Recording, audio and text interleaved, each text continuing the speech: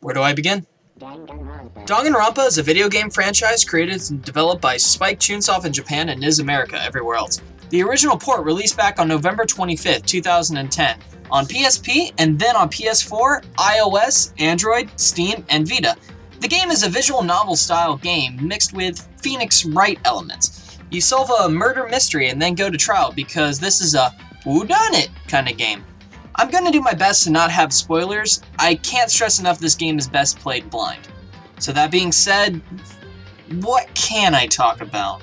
Well, the game starts with you playing as Makoto Naegi. He is a high school student looking up information about the high school he'll be attending, Hope's Peak Academy, where only the ultimate students are allowed to attend.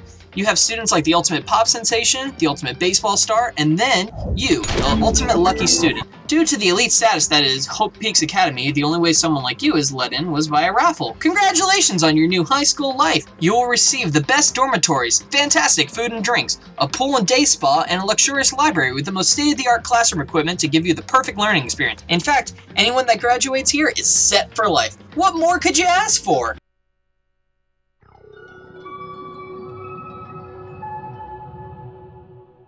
Yeah, not long after you take your first steps, you black out and wake up in a classroom and meet the other classmates and the new teacher.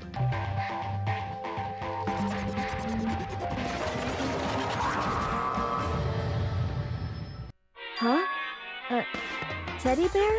I'm not a teddy bear. I am Monokuma! And I am this school's headmaster. This teddy bear is your newly appointed principal. He is here to tell you that you will live here forever and you can never leave unless you meet one simple requirement. Kill a classmate and get away with it. But why would you want to do that, right?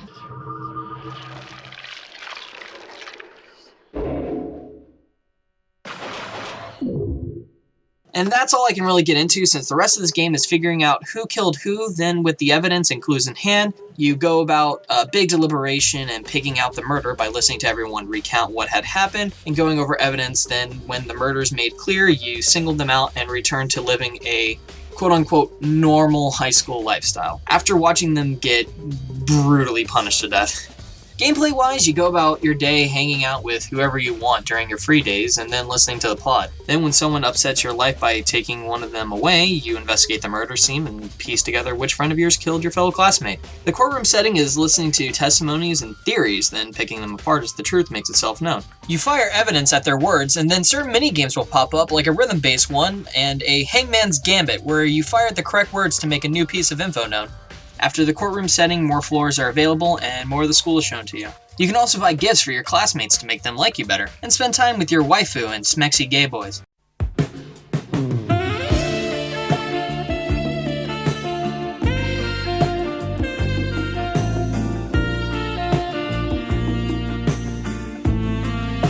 This, however, like I said, I can't go into anything else since it's better to find out on your own. I enjoyed the gameplay and the story, however I grew attached to certain people and but a few days later they were either killed or the next victim, which made it so hard for me to keep playing this game. I loved all these characters, except Byakuya. He can get stabbed with a knife for all I care.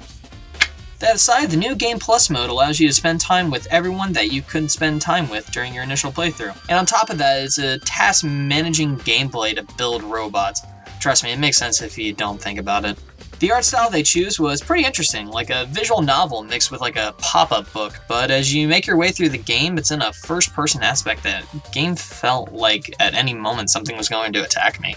Oh yeah, and I forgot to mention, blood is represented in pink instead of red. It's interesting, and it's not a censorship issue or anything. That original Japanese release is pink as well. Take it how you will, maybe they wanted to make it less gruesome for the censoring, considering how some people die in this game.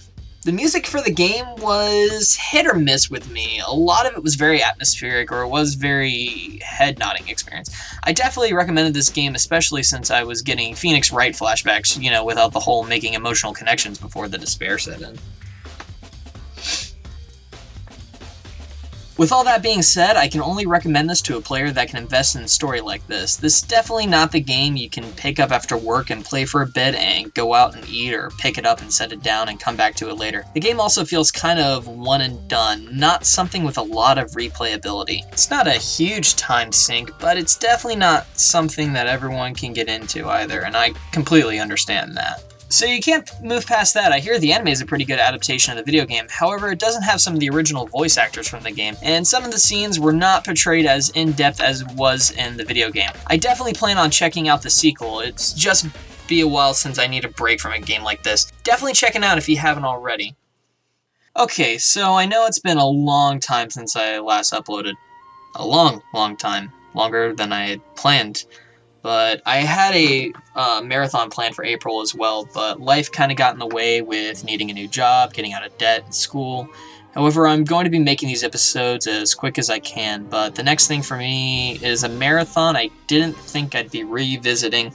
I wanted to get all these games done before the release date in January. That's right, the next time we meet, it'll be for Kingdom Hearts Chain of Memories. Until then, thank you so much for watching, and I hope to see you again real soon.